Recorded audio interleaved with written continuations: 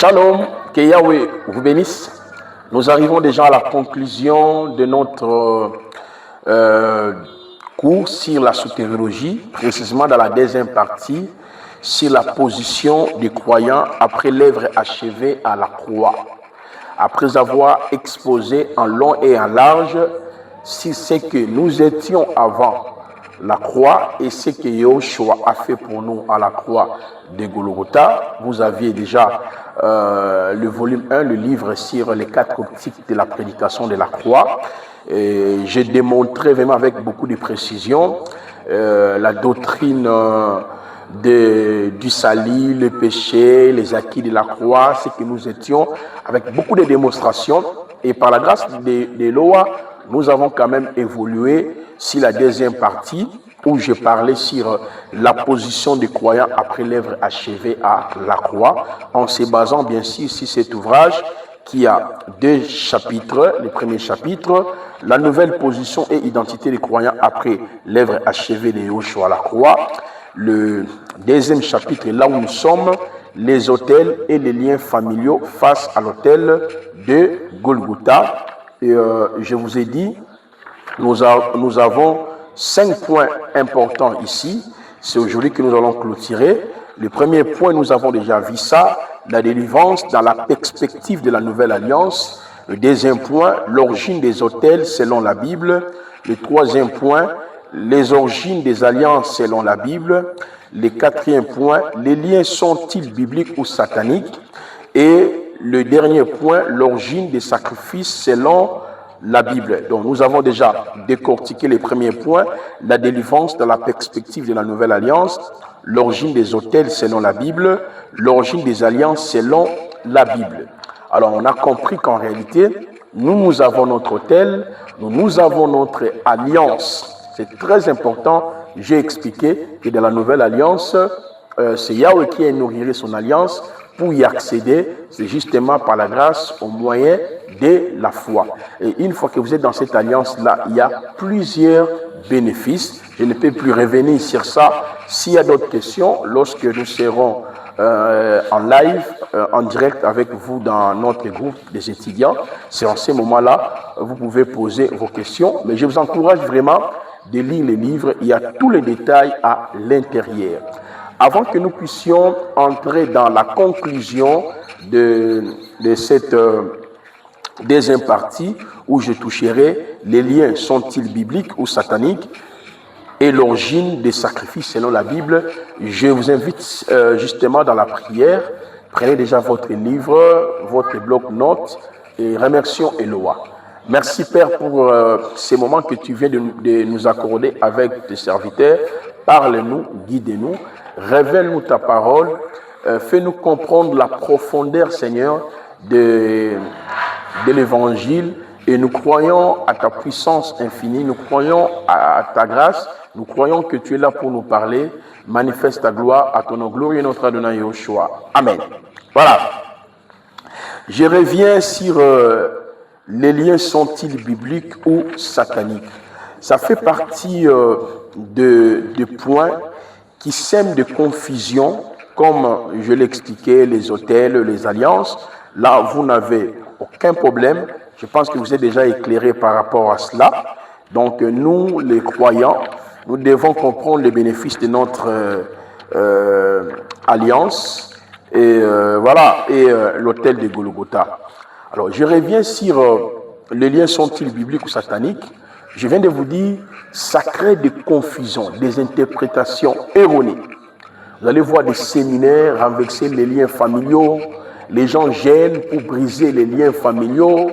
Il y a des combats, des prières de combats spirituels pour briser les alliances maléfiques, les sacrifices maléfiques, les liens familiaux. Au fait, les chrétiens sont embrouillés.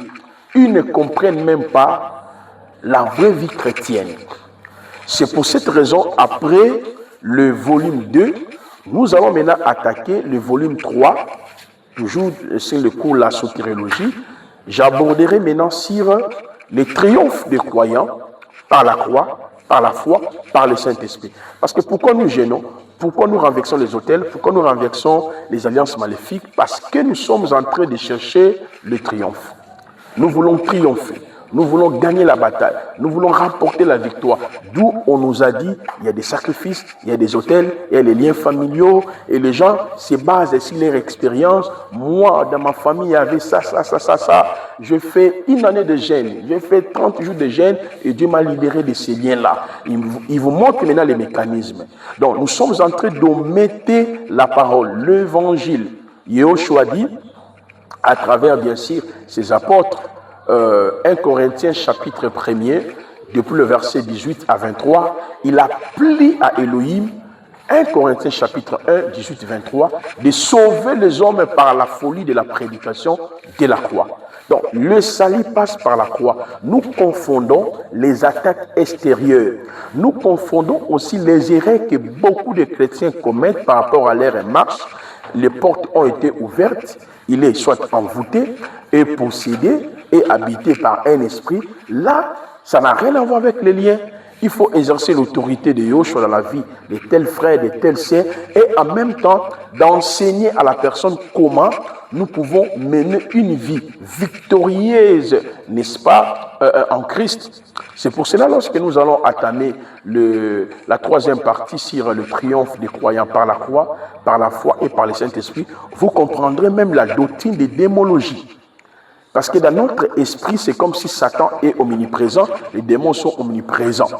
Et d'autres disent que non, dans chaque quartier, il y a des occultistes et des marabouts. Vous ne comprenez pas vraiment la doctrine de la démologie à la limite dont la Bible nous a expliqué. C'est pour cette raison, nous les verrons ensemble avec vous. Et tout ce que nous sommes en train d'enseigner ici, c'est de vous aider à pouvoir repérer, comprendre de votre position et votre identité, la vraie définition de la vie chrétienne. Je reviens maintenant sur le quatrième point, parce que je vous avais dit, je vais relier ça directement au cinquième point. Les liens sont-ils bibliques ou sataniques?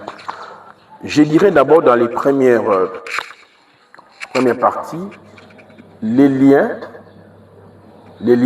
ou liés, enchaînés,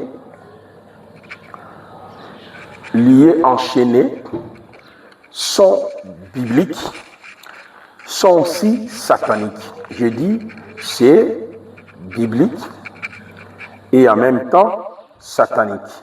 Je vais expliquer. C'est quoi d'abord un lien?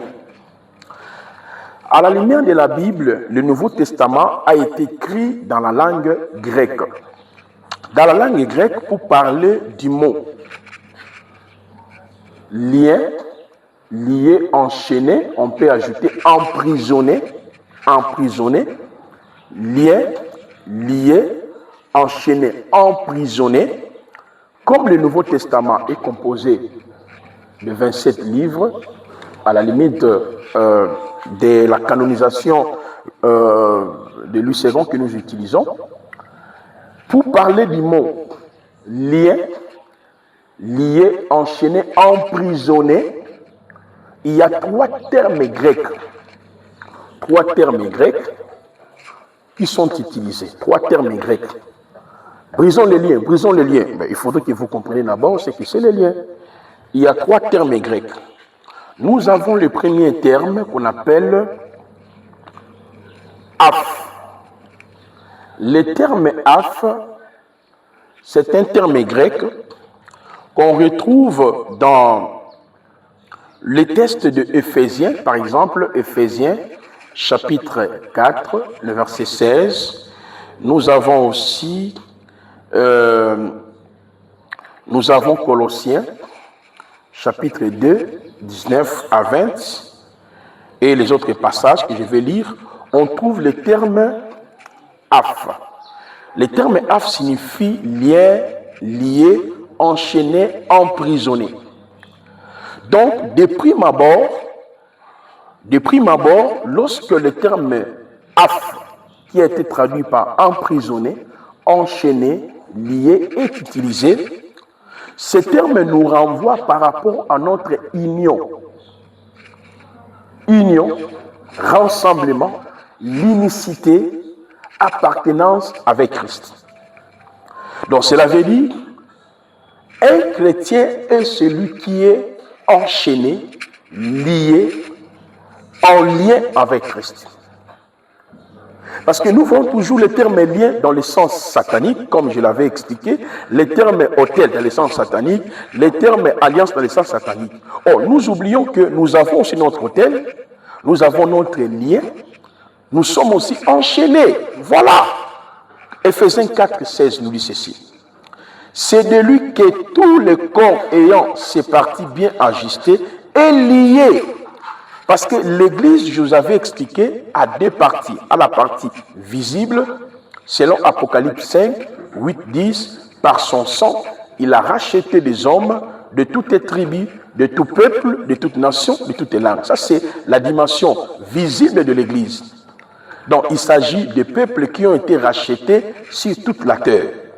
Mais l'Église aussi a la dimension invisible qui est le corps du Christ. Donc, le corps du Christ veut dire nous sommes en lien, liés avec lui par le Saint-Esprit. C'est ça le terme AF.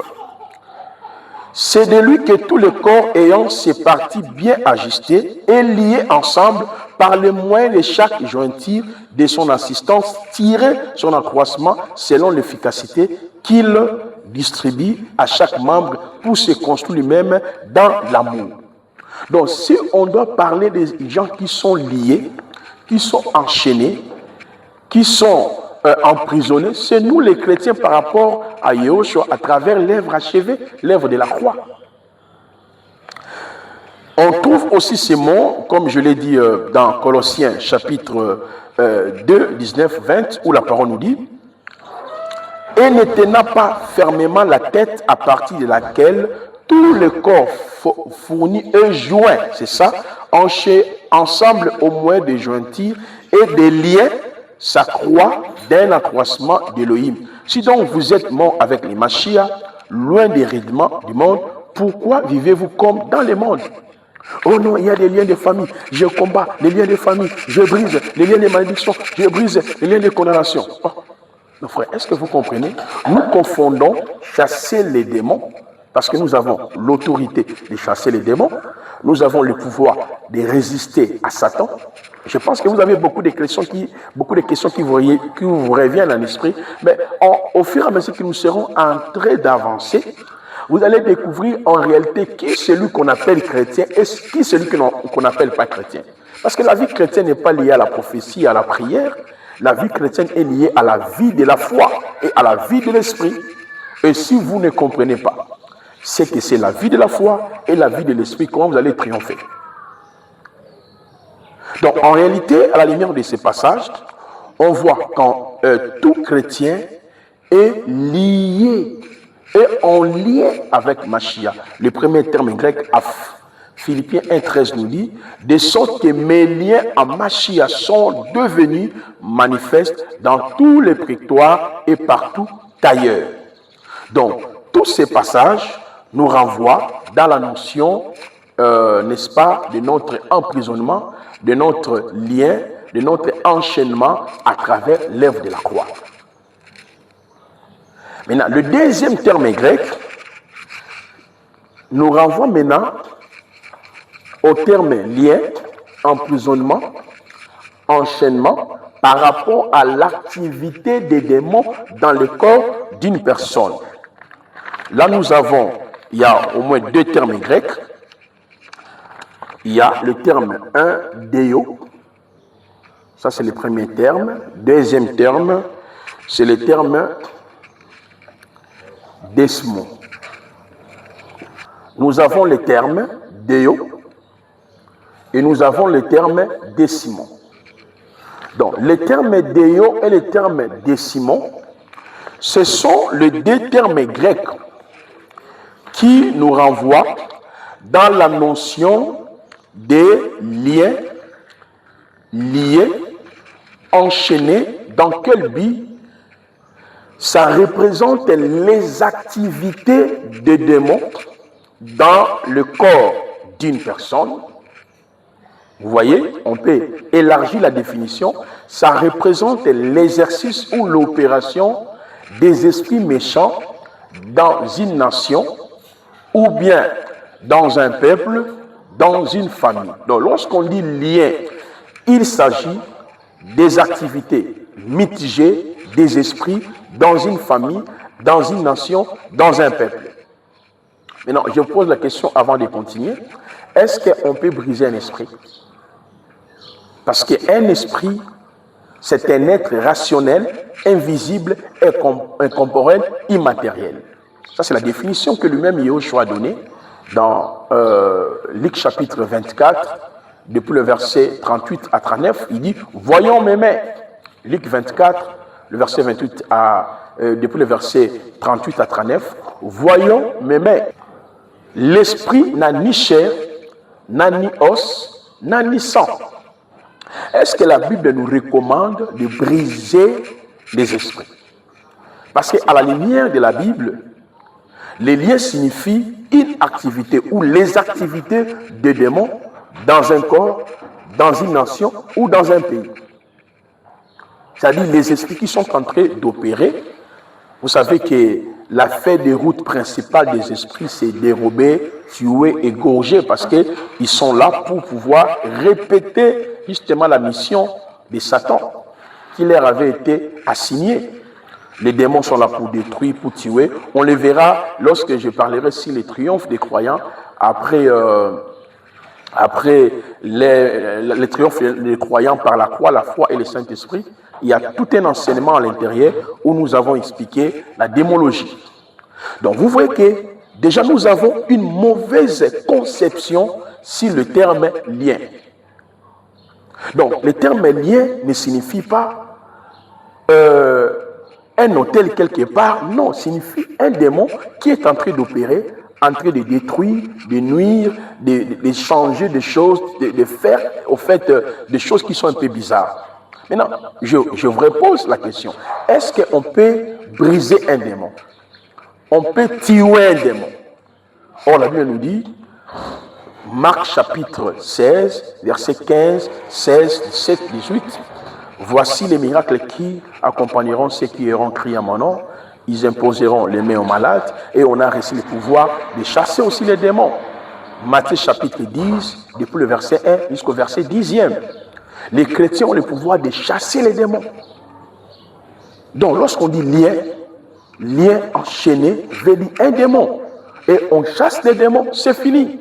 Mais vous brisez les liens tout le temps par des gènes, brisez les liens de femmes, brisez les liens de ceci, brisez les liens de ceci. Vous les brisez janvier, février, mars, et il n'y a même aucune victoire, aucune réponse, parce que nous sommes ignorants. Je l'ai dit, notre ignorance par rapport à notre position, à notre identité, permet à Satan de pouvoir régenter sa domination dans nos vies, dans nos activités. En ayant l'idée sur ton identité et sur ta position en Christ, avec Christ, par Christ et pour Christ, tu vas exercer la victoire. Parce que Yahushua a triomphé Satan parce qu'il connaissait son identité. David a triomphé Goliath parce qu'il connaissait son identité. Quand vous ne connaissez pas votre identité, vous serez toujours à la merci de l'ennemi. Alors, le deux termes ici, je reviens, le terme Déo et les termes desmos, ce sont les termes qui signifient lien, lié, enchaîné. On les voit par rapport aux activités de Satan. Par exemple, le terme Déo, dans Luc chapitre 13, depuis le verset 10 à 18, dans l'histoire de la femme qui était courbée pendant 18 ans. Vous voyez, je vais lire seulement cette partie ici. Voilà, celle-ci qui est fille d'Abraham, que Satan avait liée, voici 18 ans, ne fallait-il pas la délier des liens le jour du sabbat? Vous voyez le terme qui est là, c'est le terme Déo. Déo qui veut dire en français lié, attaché avec des chaînes, mettre au fer, en prison, enveloppé dans les chaînes. Donc, Yahushua parle du lien comme une activité qu'un démon est en train de faire. Donc la femme était courbée pendant 18 ans. C'est-à-dire il y avait un démon qui possédait la femme. Elle ne pouvait pas du tout se redresser. Maintenant, nous avons le pouvoir. Si vos fidèles ont des liens, chassez les démons, c'est fini, ils seront guéris. Une seule fois. Parce que ça, c'est la victoire. Vous voyez ça? Alors, maintenant, on vous dit qu'il faut bâtir les autels pour renverser les liens. Donc, c'est très compliqué. Le deuxième terme, vous le trouverez aussi dans les textes de Luc chapitre 8. Là, nous venons de voir, c'est Luc chapitre 13, le verset 10 à 18, ou dans les récits de la guérison de la femme qui était courbée depuis 18 ans, Luc 10 et Luc 13, verset 10 à 18, le terme est Déo. Maintenant, le deuxième terme, desmos, le terme desmos, qui nous renvoie toujours à l'activité des démons. Ces mots signifient lié, prisonnier, prison, lien, chaîne, enchaîné. Dans l'histoire de l'homme qui avait l'esprit impur, on retrouve les mêmes mots grecs desmos. Nous sommes dans Luc chapitre 8, les versets 26 à 35, où la parole nous dit ils abordèrent dans le pays des Gadariennes, qui est vis-à-vis de la Galilée, mais comme ils sortaient à terre, vint à sa rencontre un certain homme hors de la ville qui avait des démons. C'est pour ça que j'ai dit que les liens signifient aussi l'activité des démons dans la vie d'une personne qui contrôle, qui gouverne la vie d'une personne. Parce que cet homme avait des démons.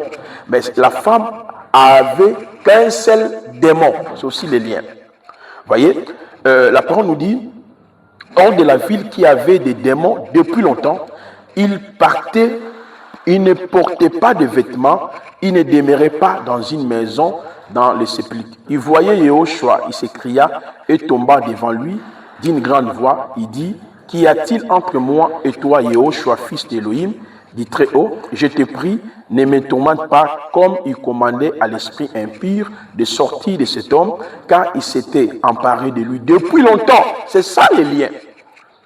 Vous voyez, on les gardait liés de chaînes et de fer, mais rompre les liens, il était enchaîné par les démons dans le désert. Donc vous voyez que Yehoshua rendu la compréhension du terme lien clairement, clair dans l'histoire démoniaque des Gadara, comme nous l'avons souligné précédemment, avoir un lien où le lien signifie être sous la domination de Satan et de ses démons. Donc, vous voyez maintenant ce que la parole annonce sur la notion des liens. Maintenant, vous brisez quel lien?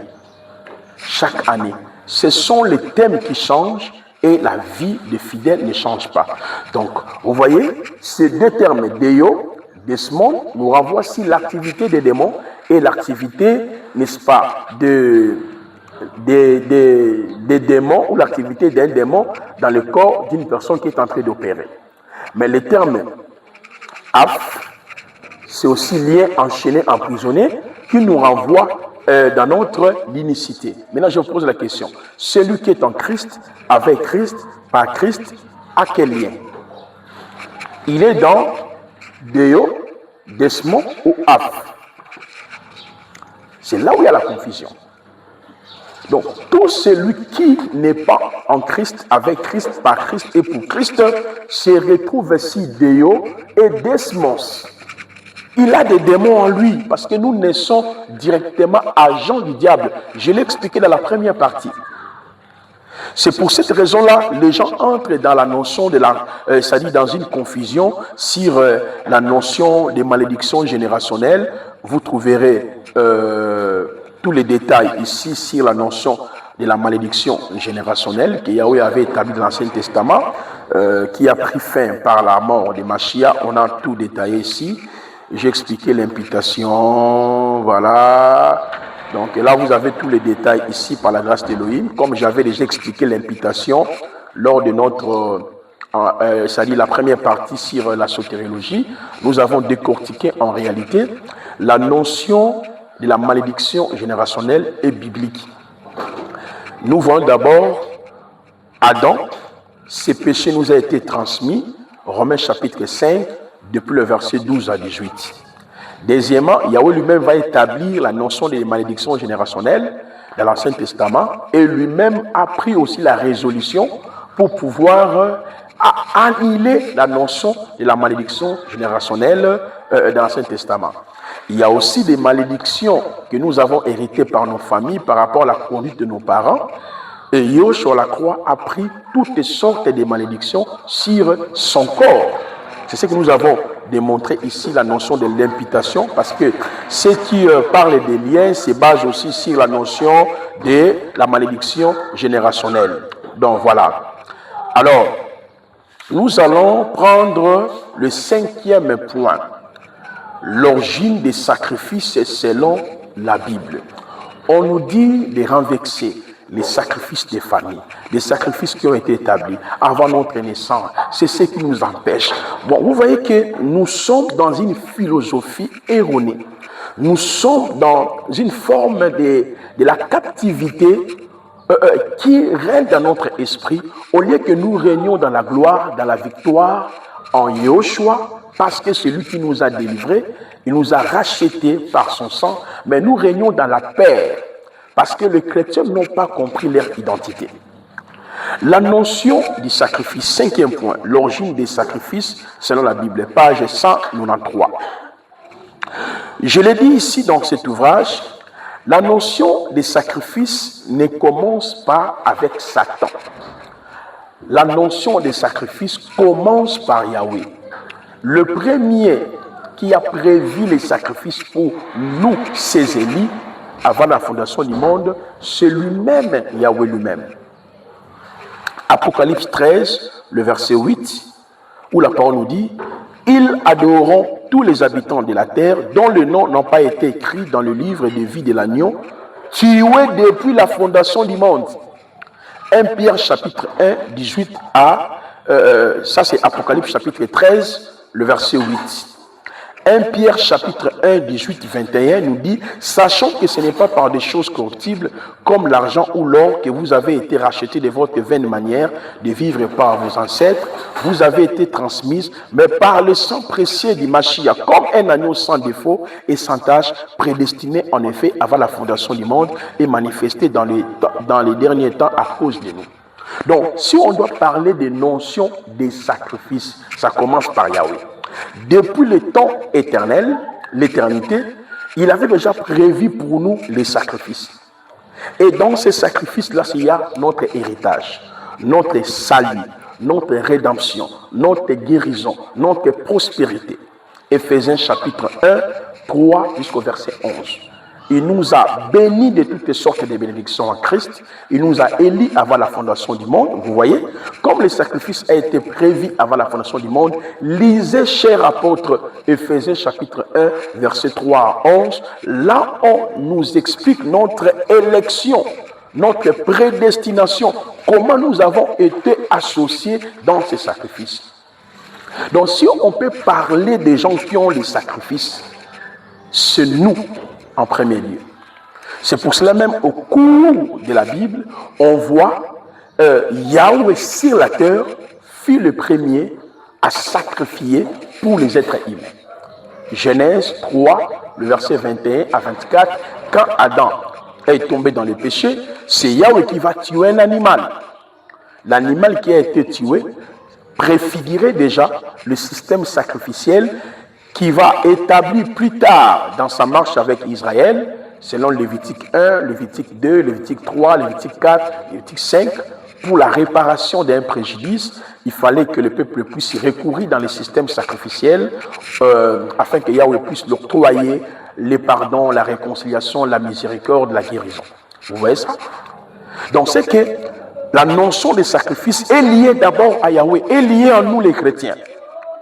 Bref, le sacrifice de Yahushua à la croix, parce que la Bible présente Yahushua étant celui qui a été livré à la croix comme une offrande et comme un sacrifice. Nous avons Hébreux chapitre 10, le verset 1 jusqu'au verset 23. Nous avons Hébreux chapitre 13, depuis le verset 8 jusqu'au verset 10e. Nous avons Éphésiens chapitre 5, le verset 1 jusqu'au verset 3. Dans tous ces passages, on nous présente Yahushua étant notre sacrifice et notre offrande. Maintenant, je vous pose la question. Quels sont les bénéfices du sacrifice de Yahushua? Parce qu'on nous apprend, les sacrifices que nos parents ont fait, nos oncles ont fait, ont entraîné des dégâts néfastes dans nos vies et dans nos familles. C'est vrai, avant la croix, leurs sacrifices, leurs autels, leurs alliances pesaient sur nous parce qu'on était sans Christ. Comme Éphésiens chapitre 2, le verset 1 jusqu'au verset 10 nous le montre. Mais attention, par les sacrifices de Yahushua, tous les chrétiens sont associés à ces sacrifices. C'est pour cela qu'il y a l'expression être crucifié avec Yahushua, enseveli avec Yahushua, ressuscité avec Yahushua, assis avec Yahushua. Pourquoi? Les sacrifices de Yahushua nous a apporté 21 bénéfices. La rédemption, les rachats, la rançon, le pardon, l'imputation, la substitution, la justification, la propitiation, la purification, l'adoption, les baptêmes, la sanctification, la sagesse, la sécurité, la repentance, la conversion, la nouvelle naissance, la glorification, la paix, la réconciliation et la vivification. Comme j'avais expliqué cela dans le volume 1, lorsque nous avons décortiqué les 21 bénéfices qui sont liés sur le salut que Mashiach a manifesté à la croix. Vous voyez, ce sont en réalité le bénéfice, qui découle du sacrifice de Yahushua. Donc je vous renvoie dans le volume 1, vous pouvez justement découvrir cela. Alors, si on doit parler du sacrifice, parlons le bénéfice de Yahushua à la croix de Golgotha pour les élus. Au lieu de nous parler dans nos familles, non. Tout celui qui est en Christ, il devient membre de la famille d'Élohim. Par les sacrifices de Yahushua, nous avons beaucoup de privilèges. Il y a l'adoption, nous sommes devenus héritiers, épouses, fiancés. Tout ce que nous avons appris avec vous, c'est que nous sommes devenus, après l'œuvre de la croix, les 31 bénéfices s'inscrivent justement par rapport au sacrifice de Yahushua. Donc, un vrai serviteur de Elohim est celui que Yahweh a établi pour pouvoir expliquer aux chrétiens le bénéfice qui découle du sacrifice de Yahushua, au lieu de nous parler des sacrifices des familles, les sacrifices de ceci, les sacrifices de cela. Et Yahushua, par son sacrifice, nous a libérés de tout. Alors, nous avons fini notre enseignement sur la position des croyants après l'œuvre achevée. Nous allons nous retrouver justement dans le volume 3. C'est là où nous allons continuer. Maintenant, comment on doit vivre dans cette chrétiennité? La position, les triomphes des croyants par la croix, la foi et le Saint-Esprit. Que Yahweh vous bénisse. Prions. Merci Adonai pour ces moments que nous avons eus avec ton peuple. L'honneur et la gloire revient à toi. Continue à nous parler, à nous guider. À ton nom glorieux, notre Adonai Yahushua. Amen. Merci. Baruch Hashem.